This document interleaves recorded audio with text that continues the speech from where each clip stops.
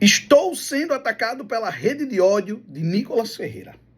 Pois é, estou sendo atacado porque eu fiz alguns questionamentos a Nicolas Ferreira a respeito da contradição entre alguém que se coloca como um defensor absoluto da liberdade de expressão e alguém que faz campanha contra os adversários para que eles sejam prejudicados. Eu fiz umas perguntas e, de repente, foram os detetives da internet, foram pesquisar posts antigos meus e acharam lá um post em que eu defendo a demissão de Janaína Pascoal. Primeiro, olhe o ataque que Nicolas Ferreira fez a mim e que provocou uma série de reações.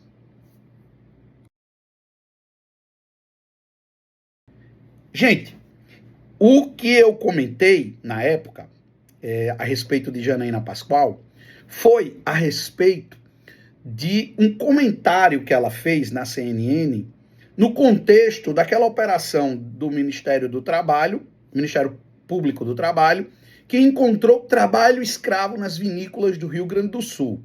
Janaína Pascoal passou pano para trabalho escravo. Como é que a gente olha para isso e não vê um problema?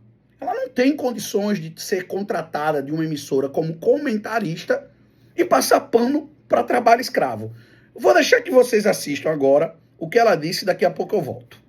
O mesmo Ministério Público do Trabalho não autuava ninguém.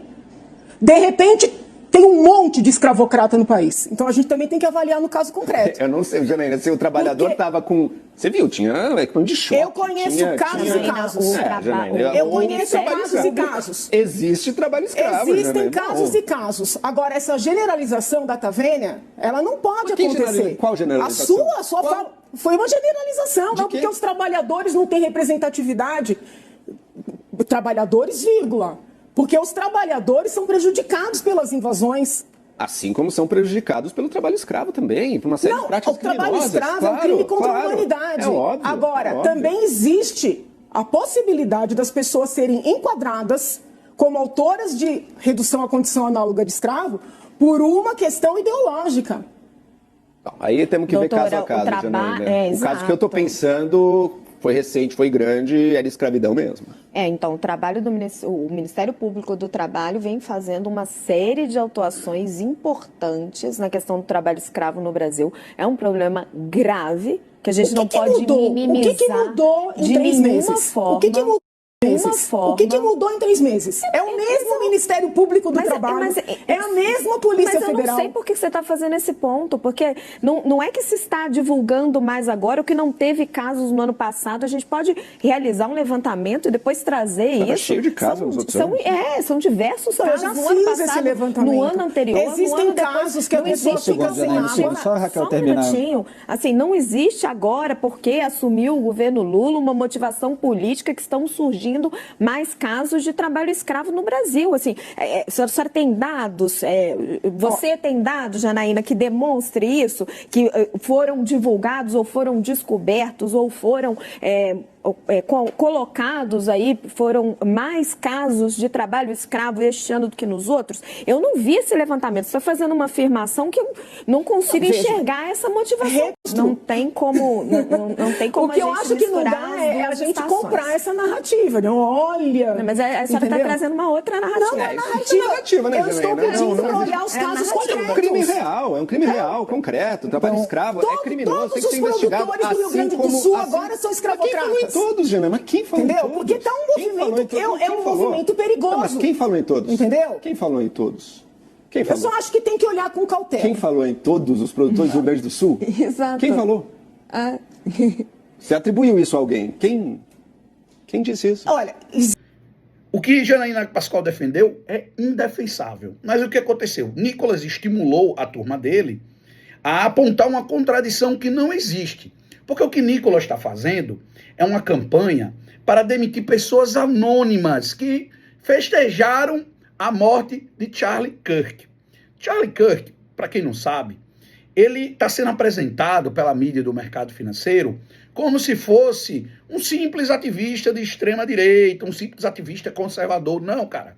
Ele dizia muitas barbaridades, tipo, Pessoas gays devem ser apedrejadas até a morte, que ele diz que isso está na Bíblia.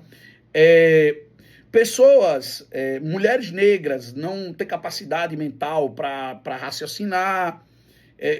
Que a escravidão era boa para os negros, porque eles roubavam menos, precisavam roubar menos. Então o cara dizia uma série de absurdos, era um extremista, e uma reação das pessoas que eu considero escrota, diga-se de passagem, uma reação desprezível, celebrar a morte, ainda que seja de um sujeito como esse.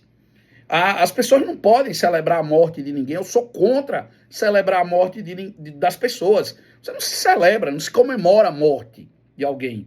Mas também você não é obrigado a ter empatia por gente ruim. Você vai ter empatia, por exemplo, quando o maníaco do parque morrer, você vai sentir empatia?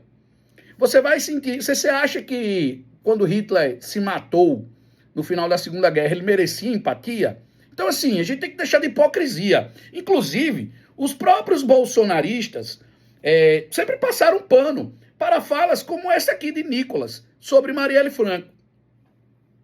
Pô, tem um dia que tava sendo votado lá em BH, o dia da Marielle Franco. Eu falei, primeiro, nós estamos em BH. Então, assim, caguei pra Marielle. Segundo, ela não é uma pessoa flor que se cheira, né? Porque que morreu que vira santo. Terceiro, pra que nós vamos instituir dia de o quê? Por que a Marielle não é flor que se cheire, pô? Abortista.